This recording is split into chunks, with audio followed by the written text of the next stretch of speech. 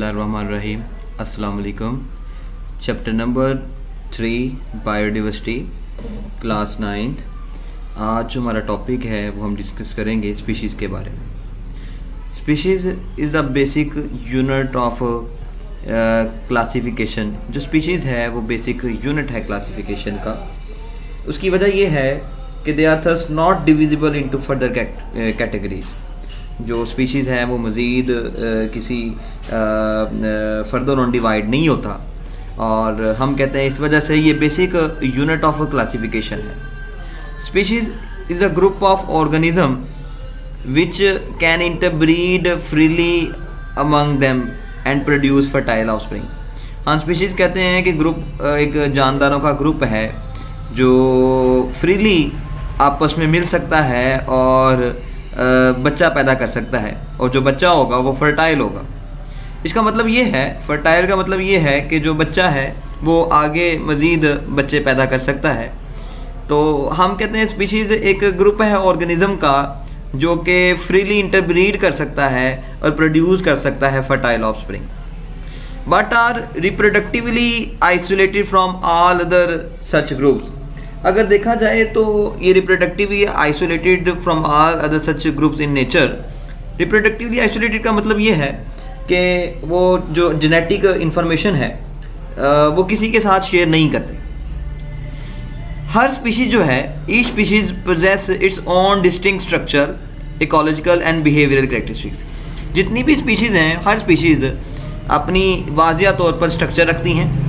इसके अलावा ecological environmental के साथ उनका रिलेशनशिप है, या इन्वायरमेंट के लिहाज से वो बिहेवियरल कैरेक्टरिस्टिक्स शो कर रहे होते हैं. जो क्राइटेरिया है ऑफ इंटरब्रीडिंग, ये ब्लॉग में लिखा हुआ है, जो criteria of interbreeding can be use for species recognition in organism. जो क्राइटेरिया है इंटरब्रीडिंग का वो स्पीशीज़ की शिनाख्त में कोई हेल्प नहीं कर रहा.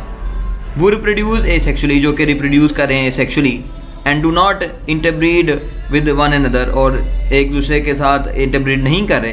For example many unicellular organism, उन्हें हम स्पीशीज़ में इंक्लूड नहीं करते क्योंकि वो एसेक्सुअली रिप्रोडक्शन कर रहे होते हैं और एक दूसरे के साथ मिलते नहीं हैं. तो हम कहते हैं जी ये जो जानदार हैं यूनिसेलुलर ऑर्गेनिज्म हैं, उन्हें हम इंटरब्रीडिंग क्राइटेरिया में इंक्लूड नहीं करते, और इंटरब्रीडिंग क्राइटेरिया में यानी कि स्पीशीज़ में इंक्लूड नहीं करते. अब नेक्स्ट ये हमने पढ़ा था कि जो सबसे बड़ा क्लासिफिकेशन अगर की जाए तो सबसे बड़ा जो हमारे पास हमने ये जानदार को सबसे बड़े ग्रुप में जो रखा गया है वो किंगडम है. उसके बाद phylum, class, order, family, genus और स्पीशीज़ है. जो किंगडम है वो एनिमेलिया है. ये मेरा ख्याल है जो स्पीशीज़ होमो सैपियन यानी ह्यूमन की बात हो रही है. किंगडम एनिमेलिया में हम आते हैं. फाइलम कॉर्डेटा है, और क्लास जो है वो ममेलिया है. इसके अलावा अगर हम ऑर्डर की बात करें, प्राइमेट्स है, फैमिली होमिनिडी है, जीनस जो हमारे पास है होमो है, और अगर स्पीशीज़ की बात करें तो होमो सैपियन है, जो कि आप लोगों को काफ़ी ज़्यादा इसके बारे में पता है. In the definition of species we must emphasise in nature.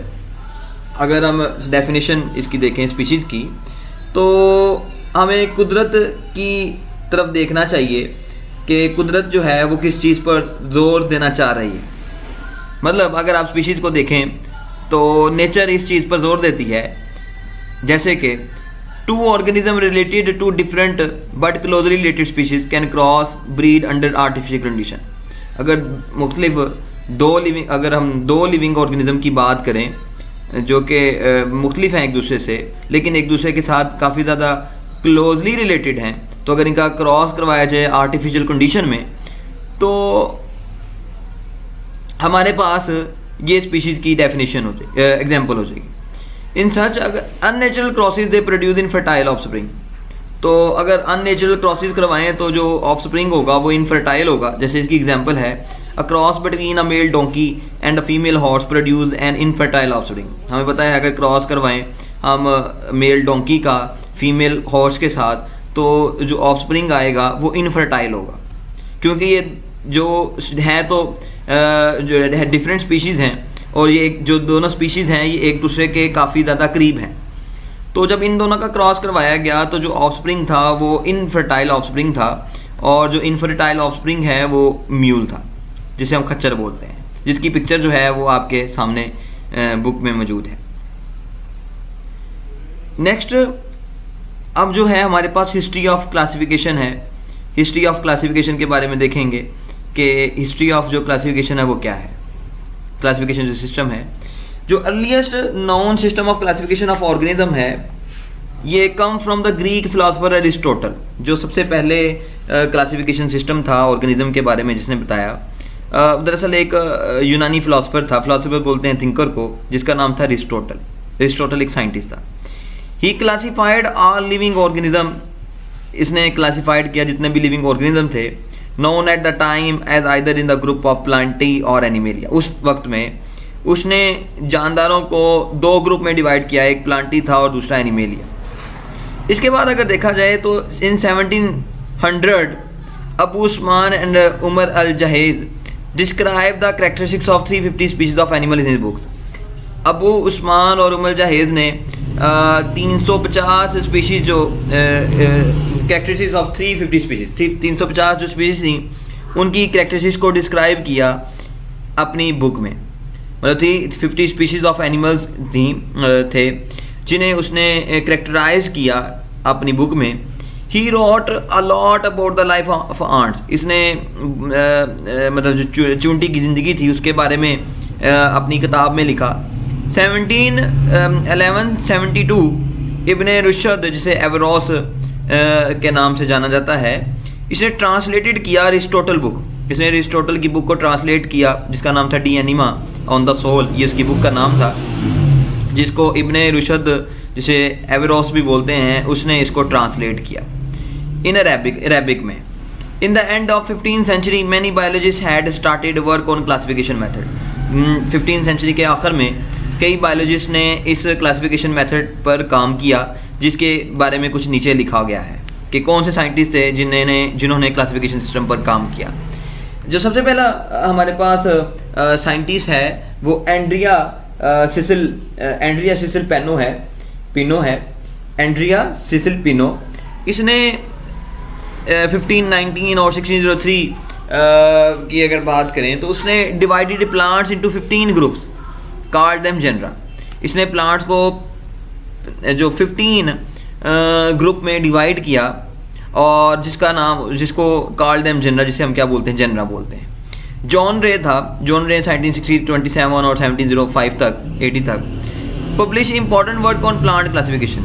इसने प्लांट की क्लासिफिकेशन पर important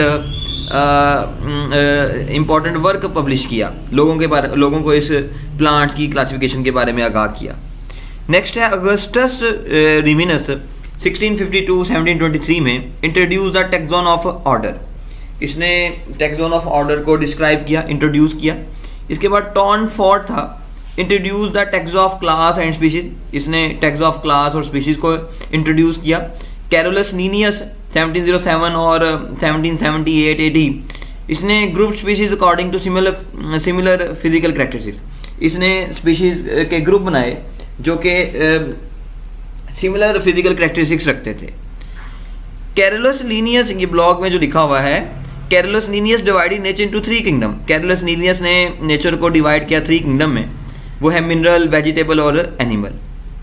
Linnaeus used 5 rank in classification.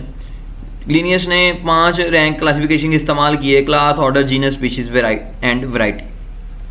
Linnaeus is best known for his introduction of the method still used to formulate the scientific name of every species. Linnaeus ने सबसे पहले method introduce करवाया जिसके मतलब हर species का किस तरह से साइंटिफिक नेम रखा जाता है। तो Linnaeus ने सबसे पहले इंट्रोड्यूस कराया था कि किस तरह किसी भी जानदार का या किसी भी स्पीशीज़ का साइंटिफिक नेम रखा जाता है। Biologist prefer such system that can provide maximum information about the basic differences and similarities among different organisms. Biologist prefer करते हैं इस सिस्टम को और ज़्यादा से ज़्यादा प्रोवाइड कर रहे हैं इन्फॉर्मेशन को, अबाउट द बेसिक डिफरेंसेस भी प्रोवाइड कर रहे हैं और सिमिलरिटीज़ प्रोवाइड कर रहे हैं अमंग डिफरेंट ऑर्गेनिज्म के दरमियान। Earlier classification system organism were classified in 2 kingdoms. जो सबसे पहले अर्लियर क्लासिफिकेशन सिस्टम था उसने ऑर्गेनिज्म को क्लासिफाइड किया 2 किंगडम में, but now taxonomist agree on 5 kingdom classification system. लेकिन अब जो टेक्सोनोमिस्ट हैं उन्होंने जो 5 किंगडम क्लासिफिकेशन सिस्टम में जो क्लासिफिकेशन सिस्टम है उसे 5 किंगडम में क्लासिफाइड किया। We will see the basis of these classification system and the drawback in the 2 kingdom and 3 kingdom classification system. हम इसमें जो क्लासिफिकेशन सिस्टम है 2 किंगडम 3 किंगडम क्लासिफिकेशन सिस्टम और उसके जो ड्रॉबैक्स हैं उनके बारे में डिस्कस करेंगे। सबसे पहले जो क्लासिफिकेशन सिस्टम है वो 2 किंगडम क्लासिफिकेशन सिस्टम है। जो 2 किंगडम क्लासिफिकेशन सिस्टम है ये सबसे ओल्डेस्ट सिस्टम है and classified all the organism into 2 kingdom. और ये जितने क्लासिफाइड किया, जितने भी ऑर्गेनिज्म हैं उन्हें 2 किंगडम में क्लासिफाइड किया। सबसे पहले प्लांटी 2 हैं जो that is Plantae and Animalia. According to it all organism that can prepare food from simple inorganic material and thus can store energy are autotroph. वो जानदार जो अपनी खुराक खुद तैयार कर सकते हैं फ्रॉम सिंपल इनऑर्गेनिक मटेरियल से, जैसे कार्बन डाइऑक्साइड है और वाटर है, और इन दोनों से मिलने से जो ऑर्गेनिक मटेरियल तैयार होता है और जब वो ऑर्गेनिक मटेरियल को इस्तेमाल में और एनर्जी के तौर पर इसे स्टोर भी कर लेते हैं ताकि ज़रूरत पड़ने पर इसे इस्तेमाल किया जा सके, ऐसे जानदारों को हम ऑटोट्रॉफ बोलेंगे और इन्हें किंगडम प्लांटेई में ही रखा गया। ऑन द अदर हैंड अगर देखा जाए दूसरे लिहाज से, the organism that can not synthesise their food and depend on autotroph और अदर आर हेटरोट्रॉफ्स। दूसरे लिहाज से देखा जाए तो जो ऑर्गेनिज्म थे that can not synthesise their food and depend autotrophs, वो जानदार जो अपनी खुराक को तैयार नहीं कर सकते और दूसरे जानदारों पर जैसे ऑटोट्रॉफ हैं या दूसरे हेटरोट्रॉफ हैं उन पर डिपेंड करते हैं, तो उन जानदारों को उन्होंने किंगडम एनिमेलिया के अंदर रखा। According to this system bacteria, fungi and algae were included in kingdom Plantae. तो इस सिस्टम के मुताबिक जो बैक्टीरिया और जो फंजाई एल्जी थे वो इन्हें किंगडम प्लांटेई में रखे। अब यहाँ पर कुछ ड्रॉबैक्स हैं जो कि यहाँ पर से स्टार्ट हो रहे हैं। वो ड्रॉबैक्स कौन से थे कि 2 किंगडम क्यों नहीं ठीक रहे और बाद में 3 किंगडम क्यों पे जो है वो सामने आया। सब taxonomist found this system unworkable. कुछ टेक्सोनोमिस्ट ने ये सिस्टम को कहा कि वो इतना वर्केबल नहीं है। उसकी वजह क्या है कि यूनिसेलुलर ऑर्गेनिज्म थे लाइक यूग्लिना है both plant like and animal like characteristics. जो यूग्लिना था उसके अंदर प्लांट लाइक कैरेक्टरिस्टिक्स भी थी और एनिमल लाइक कैरेक्टरिस्टिक्स भी थी। मतलब सुबह के टाइम ये इनके अंदर क्लोरोफिल मौजूद होता था और ये फोटोसिंथेसिस कर सकते थे और अपनी खुराक को खुद तैयार कर सकते थे। लेकिन रात के टाइम जब डार्क कंडीशन में ये जो मोड ऑफ इनका न्यूट्रिशन है वो हेटरोट्रॉफिक हो जाता था और इसके अलावा इनके में सेल वॉल भी मौजूद नहीं थी। तो ये प्लांट लाइक भी थे और एनिमल लाइक। सुबह के टाइम ये फोटोसिंथेसिस और रात के टाइम ये हेटरोट्रॉफिक हो जाते थे। तो इस वजह से सोचा गया कि इसके लिए एक सेपरेट किंगडम होना चाहिए, जिसकी वजह से तीसरा किंगडम पेश आया। इस system also ignore the difference between organism having prokaryotic and those having eukaryotic cells. ये सिस्टम इग्नोर कर रहा था दो डिफरेंस जो था ऑर्गेनिज्म का, जो प्रोकैरियोटिक और यूकैरियोटिक सेल में मौजूद है, जो हम लोग पढ़ते हैं, वो इन लोगों को नहीं पता था और ना इस सिस्टम को पता था। तो ये मतलब इस सिस्टम में काम करने वालों को पता था। तो जब प्रोकैरियोटिक यूकैरियोटिक सेल का ना पता हो तो फिर 2 किंगडम थे उनको में जानदारों को रखना काफ़ी ज़्यादा मुश्किल था। तो यूग्लिना लाइक ऑर्गेनिज्म कहाँ पर रखे जाएं, इसलिए तीसरा किंगडम ज़रूरी था।